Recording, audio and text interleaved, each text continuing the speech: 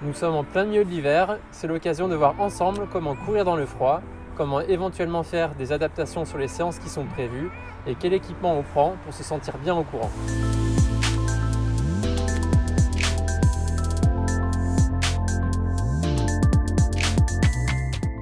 Alors quand il fait vraiment très froid, c'est possible qu'il faille adapter l'entraînement qui est prévu. J'ai vécu pendant 1 an à Boston, il pouvait faire jusqu'à -20 degrés pendant l'hiver. Et donc quand il fait des températures vraiment extrêmes, quand il fait en dessous de -10 degrés, l'idéal c'est d'éviter d'aller courir dehors.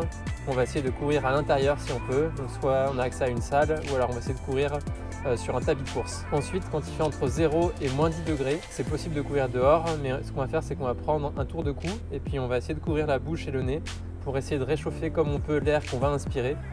Et on fait également attention à inspirer par le nez et à expirer par la bouche. Quand il fait entre 0 et -10 degrés, on va essayer aussi de privilégier des séances à faible intensité. On va éviter les séances de fractionnés très intenses. Et là, on va privilégier l'endurance fondamentale. Quand il fait entre 0 et 10 degrés, là, c'est possible de faire des séances, mais on va faire attention à bien s'échauffer, encore un peu plus que d'habitude. Et puis, si jamais on a la moindre gêne respiratoire, dans ce cas-là, on va juste faire une sortie en endurance fondamentale et on arrête la séance si on sent quelque chose d'anormal. Mais ça reste possible de faire des séances de qualité et de fractionnés entre 0 et 10 degrés. Quand il fait froid, il faut aussi penser à s'hydrater.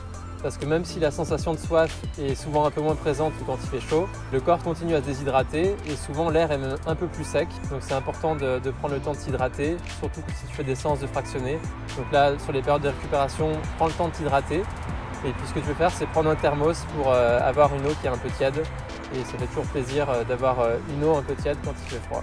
Au niveau de l'équipement, on va balayer donc toutes les zones du corps en partant des pieds jusqu'à la tête. Au niveau des chaussettes, on va prendre des chaussettes qui sont assez chaudes. Au niveau des jambes, idéalement, on va essayer de couvrir toutes les jambes, donc avec un collant ou avec un pantalon qui est adapté à la température. On peut mettre plusieurs couches. Idéalement, il y a un t-shirt en dessous. On peut mettre ensuite une couche un peu plus longue, une veste.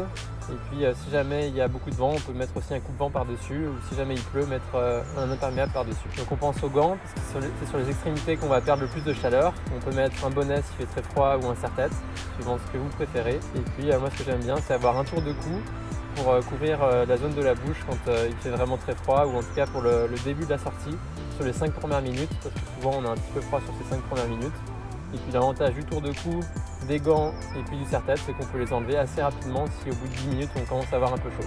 Donc voilà tous mes conseils pour courir par le froid. J'espère que tu gardes la motivation pendant cette période-là. Tu peux aussi essayer de faire des sports croisés, tu peux faire du ski de fond ou du ski. Ça va être largement bénéfique pour ta préparation pour tes prochaines courses. Et je te souhaite une bonne préparation pour tes prochains défis du printemps. À très vite.